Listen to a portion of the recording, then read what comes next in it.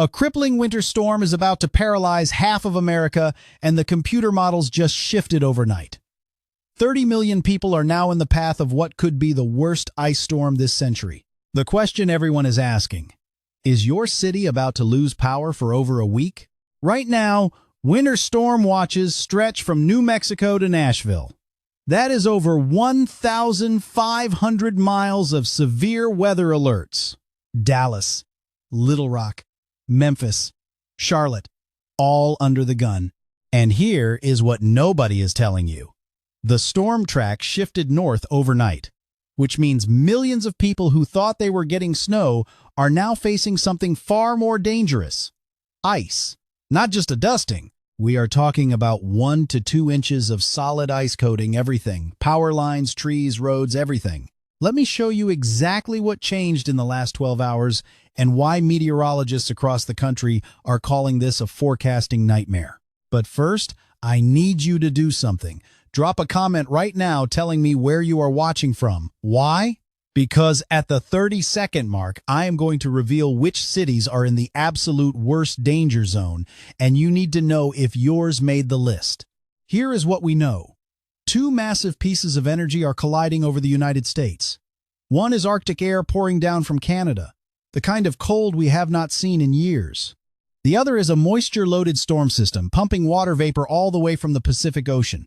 When these two systems merge, and they are merging right now, they create what meteorologists call a bomb cyclone. This is not hype. This is meteorology. The European model, which has been the most accurate predictor for major winter storms, just updated this morning. And what it shows is alarming. The storm is strengthening faster than predicted. That means more wind, more precipitation, and a northward shift in the worst impacts. Cities like Charlotte, Greenville, Atlanta, places that were expecting significant snow, are now looking at catastrophic ice accumulations instead. Now let me explain why ice is so much worse than snow. A 1/4 inch of ice can snap tree branches. 1/2 inch will bring down power lines. 1 inch will cause widespread structural damage. And the European model is forecasting 1 to 2 inches of ice across a 300-mile wide corridor from northeast Georgia through the Carolinas and into southern Virginia. That is the 85 corridor. If you live along Interstate 85, you are in the bullseye. Here are the numbers that should wake you up. Over 10 million people could lose power. Some areas will be without electricity for 7 to 10 days. Why so long? Because after this storm passes, temperatures are plunging to 20 to 40 degrees below normal. That means repair crews will be working in single-digit temperatures, maybe even below zero in some locations. Ice does not melt when it is 15 degrees outside. Let me give you the timeline. Today is Wednesday. The storm arrives Friday morning across Texas and Oklahoma. By Friday afternoon, it hits Arkansas and Tennessee. Friday night into Saturday, the Carolinas and Georgia get hammered. By Sunday, the Mid-Atlantic and Northeast are dealing with heavy snow. But here is the kicker. The worst conditions persist through early next week because of the brutal cold that follows. If you have not prepared yet, today is your last chance. Grocery stores are already seeing panic buying. Milk, bread, eggs, bottled water, all flying off the shelves. But you need more than just food. You need batteries, flashlights, blankets, prescription medications, phone chargers, and a way to heat at least one room of your house if the power goes out. If you have a fireplace, stock up on firewood today. If you have a generator, test it now and make sure you have fuel. Now, remember that question I asked you to drop in the comments? Where are you watching from? I am asking because I want to give you a personalized forecast. The difference between getting rain, ice, or snow could be just 20 miles. Your exact location matters. So comment below, tell me your city, and I will do my best to give you specific information for your area in the next video. Seriously, take 5 seconds and comment. It helps you, and it helps this channel reach more people who need this information. Let me show you what is happening in the atmosphere. High above our heads, about 7/10 of a mile up, there is a layer of air at or below 32 degrees Fahrenheit. That is the freezing line. Normally, winter storms have a clear boundary. North of the line, you get snow. South of the line, you get rain. But this storm is different. The warm air is trying to push north, while the cold air is locked in place at the surface. That creates a sandwich. Cold air at the ground, warm air in the middle, cold air up top. When precipitation falls through this sandwich, it freezes on contact. That is freezing rain. That is ice. The European model shows this setup persisting for 18 to 24 hours in some locations. That means ice is going to accumulate continuously for an entire day. Trees will snap under the weight. Power lines will come down by the thousands. Roads will become ice rinks. Emergency vehicles will not be able to respond. This is a life-threatening situation. Now, some of you are probably thinking, why did the forecast change? Great question, and this is where it gets technical, but I will keep it simple. The storm has two main energy sources. One is currently over California, the other is way up in Canada. Weather balloons have not sampled these systems adequately yet because one is over the ocean and the other is over remote terrain. So the computer models are making educated guesses. As we get more data, the forecast adjusts. That is why you saw a shift overnight. But here is the critical part. The shift might not be done.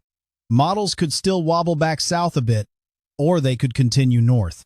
Right now, the European model is showing the storm stronger and further north than the American GFS model. Who is right? Honestly, probably somewhere in between. But I am leaning toward the European because it has been more consistent over the past 48 hours, and it tends to handle these complex winter storms better than the GFS. Let me give you city-by-city impacts based on the latest data. And please understand, these could still change, but this is the best information we have right now. Dallas-Fort Worth, you are looking at 4 to 8 inches of snow and sleet starting Friday morning. Major travel disruptions.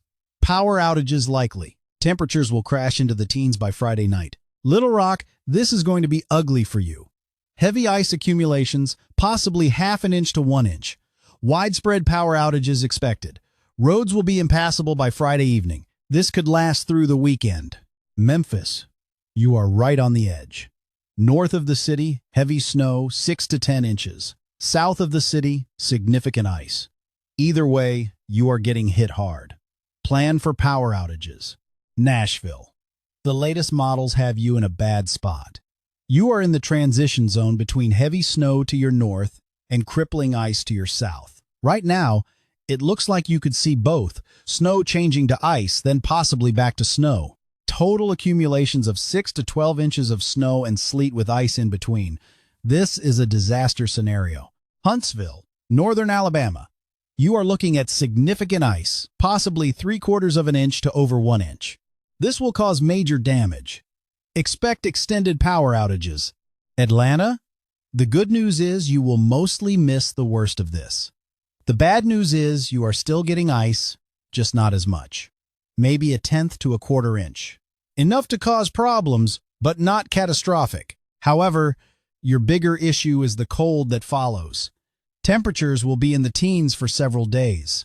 Charlotte, this one hurts to report because it changed so much. Earlier this week, models showed you buried in snow, possibly over a foot.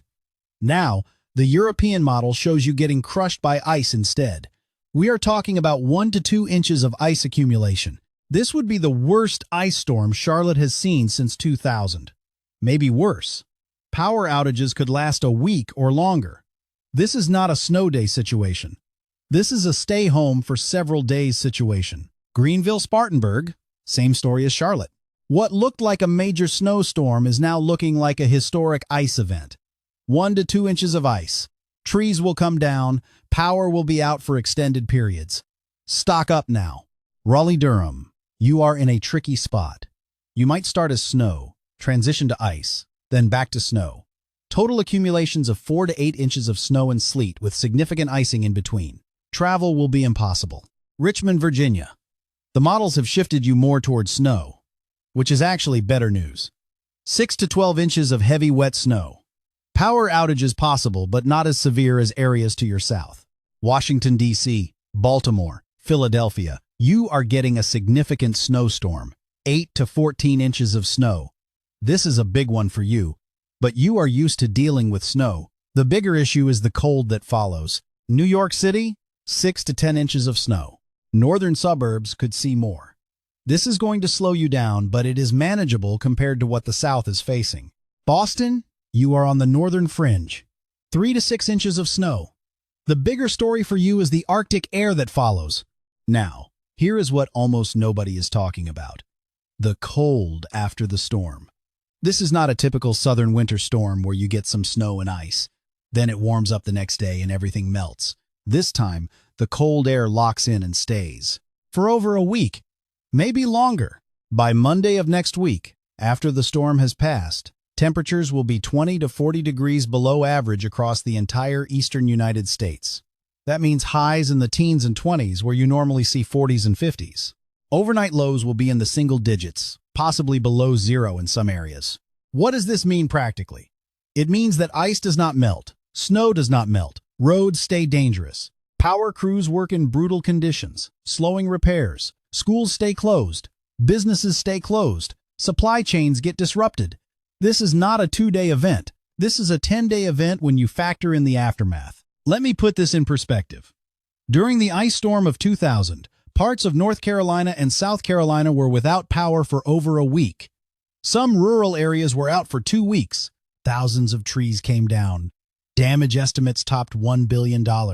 And that storm had ice accumulations similar to what we are forecasting now, maybe less in some areas. The ice storm of 2014 was another one. Charlotte got 3/4 of an inch of ice. The city was shut down for 4 days. Hundreds of thousands lost power. And again, that was less ice than what we are potentially looking at this time. So, when I say this could be the worst ice storm of the century for some areas, I am not exaggerating. I am basing that on historical data and the current model forecasts.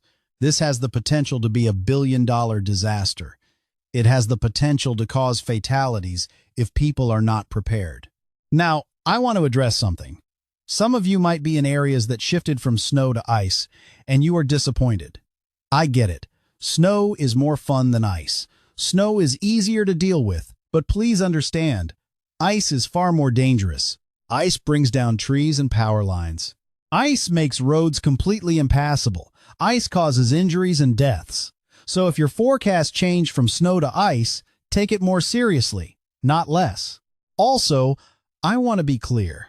I am not trying to scare you. I am trying to inform you. There is a difference. Fear without information is panic. Information without fear is preparation.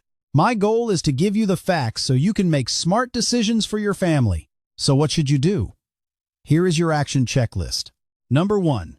If you have not already, go to the store today. Do not wait until tomorrow. Get water, non-perishable food, batteries, flashlights, medications. If you have infants, make sure you have formula and diapers. If you have pets, make sure you have pet food. Number 2, charge everything. Charge your phones, your tablets, your laptops, your power banks. Charge them all fully before Friday. Number 3, fill up your gas tank. Even if you are not planning to drive, having a full tank means you can run your car periodically to warm up if the power goes out. Just make sure your car is not in a closed garage when you do this. Number 4, bring in anything outside that could blow around. Patio furniture, trash cans, decorations. High winds are possible with this storm. Number 5, know where your flashlights and candles are. Test your flashlights now. Make sure you have matches or a lighter. Number 6, if you have a fireplace or wood stove, stock up on firewood today. This could be your primary heat source if the power goes out. Number 7, identify one room in your house that you can heat and seal off if necessary. This becomes your safe room if the power is out for extended periods. Number 8, check on your neighbors, especially elderly neighbors. Make sure they are prepared. Offer to help them if needed. Number 9, fill bathtubs with water before the storm. Even if your water stays on, if the power is out for extended periods, water treatment plants can have issues. Having extra water never hurts. Number 10, download offline maps on your phone. If cell towers lose power, you might lose data, but you will still have GPS. Offline maps can help you navigate. Now, I promised you earlier that at the 5-minute mark, I would give you something specific. Here it is. The National Weather Service is going to start issuing warnings tomorrow, Thursday. When they do, They are going to specify whether your area is under a winter storm warning, an ice storm warning, or a blizzard warning. These are different and they matter. A winter storm warning means significant snow or ice. An ice storm warning means dangerous ice accumulations. A blizzard warning means heavy snow plus high winds creating whiteout conditions. Pay attention to which warning you get because it tells you what to expect. Also, the warnings will specify expected accumulations. When they say ice accumulations, they mean radial ice. That is the ice that forms around tree branches and power lines. A quarter inch of radial ice adds thousands of pounds of weight to trees. Half an inch is catastrophic. So when you hear these numbers, understand they are serious. Let me also talk about the wind. This storm is going to have strong winds, especially as it intensifies. Gusts of 30 to 40 miles per hour are possible. That might not sound like much, but when trees are coated in ice, even moderate winds can bring them down. And when trees come down, they take power lines with them. So the combination of ice and wind is what makes this so dangerous. Now, some of you are in areas that are going to get mostly snow. You might be thinking, I am good. Snow is easy. But here is the thing. This is not going to be light, fluffy snow. This is going to be heavy, wet snow because there is so much moisture in the atmosphere. Heavy, wet snow also brings down trees and power lines. So even if you are in the snow zone, you are not off the hook. And for those of you way down south, in places like southern Georgia or Florida, you are not getting winter weather, but you are getting the cold. Temperatures are going to crash. Protect your pipes. Protect your plants. Bring pets inside. This is going to be a hard freeze that lasts for days. Let me talk about the human side of this for a moment. Winter storms are isolating. When the power goes out and the roads are impassable, you are on your own for a while. Emergency services will be overwhelmed. They will prioritize life-threatening situations. So you need to be self-sufficient. That means having a plan for heat. If you have a fireplace, great. If not, you need layers of clothing and blankets. Hypothermia is a real risk when it is cold inside for extended periods. It also means having a plan for food. You do not need fancy meals. You need calories, peanut butter, crackers, canned goods, granola bars, things that do not require cooking. And it means having a plan for communication. If the power is out, your Wi-Fi is out. Your landline might be out. Your cell phone is your lifeline. Keep it charged. Use it sparingly. Text messages use less battery than phone calls. Also, carbon monoxide poisoning is a risk during power outages. People use generators, camp stoves, even grills inside to stay warm. Never do this. Carbon monoxide is odorless and deadly. Generators must be outside, at least 20 feet from your house. Same with grills and camp stoves. Now, let me address the models one more time because I know some of you are model watchers. The European model has been consistent in showing a strong storm with significant impacts. The GFS model has been all over the place. One run shows a lot of snow, the next run backs off. This tells me the GFS is struggling with this setup, so I am putting more weight on the European. But here is the thing. Even the European could still shift. We are still 3 days out. The storm energy is not fully sampled yet, so do not be surprised if you see more changes in the forecast. What will not change is that this is a major winter storm and it is going to cause major problems. The ensembles, which are multiple runs of the models, are showing good agreement on the general setup. Big impacts from Texas to the Northeast. The exact placement of the worst snow and ice is still uncertain, but the overall pattern is locked in. This storm is happening. One more thing about the models. Some of you will see snowfall maps on social media showing huge totals for your area. Be cautious with these. Make sure they are from a reliable source. Also, some maps include sleet in their snow totals. Sleet and snow are different. Sleet is heavier and more compact, so a foot of snow is not the same as a foot of sleet and snow mixed together. Let me talk about travel. If you have travel plans this weekend, cancel them. Seriously, this is not a storm you want to be caught in. Airports are going to have massive delays and cancellations. Roads are going to be dangerous or closed. Just stay home. If you absolutely must travel, do it today or early tomorrow before the storm arrives. And if you are traveling, Pack an emergency kit for your car. Blankets, water, snacks, a flashlight, a phone charger. If you get stuck, you need to be able to survive in your car for several hours. Also, if you are traveling and you have to cross the affected area, understand that road conditions can change rapidly. A road that is wet can become icy in minutes when the temperature drops. Bridges and overpasses freeze first. So slow down. Give yourself extra space. And if conditions deteriorate, pull over and wait it out. Now, let me talk about what happens after the storm. The cleanup is going to take days, possibly weeks in some areas. Trees will be blocking roads. Power lines will be down. Do not approach downed power lines. Assume they are live. Call the power company and stay away. Also, be careful with cleanup. Chainsaws and exhaustion are a bad combination. People get hurt every winter storm trying to clear their property. Take your time. Ask for help. It is not worth an injury. The cold that follows the storm is also dangerous. Frostbite can occur in minutes when it is below freezing with wind. Cover all exposed skin. Wear layers. Limit time outside. And check on people, your neighbors, your friends, your family. A quick phone call or text can make a difference. Some people, especially elderly people living alone, might need help. Be that help. Let me give you one more important piece of information.